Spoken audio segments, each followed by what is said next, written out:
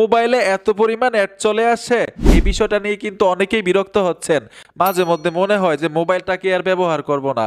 দেখবেন যেইখানে টাচ করবেন ছোট্ট একটা বিজ্ঞাপন দিয়ে ফেলছে, কোনো না কোনো কাজ করতে গেলেই ছোট্ট একটা বিজ্ঞাপন দিয়ে ফেলছে। মোবাইলে বিভিন্ন সাইট থেকে অ্যাড আসবে না, এটার সমাধান কি?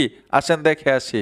মোবাইল থেকে সেটিংসে চলে আসবেন, এইখানে লেখা আছে কানেকশন। এই কানেকশন সেটিংসটা খুঁজে বের করবেন। আপনার মোবাইলে মোবাইল নেটওয়ার্ক লেখা থাকতে পারে, কানেকশনে চলে আসবেন, নিচে লেখা আছে মোর কানেকশন সেটিংস, এই অপশনটাতে ট্যাপ দিবেন। প্রাইভেট ডিএনএস লেখা আছে, এই অপশনটাতে চলে আসবেন।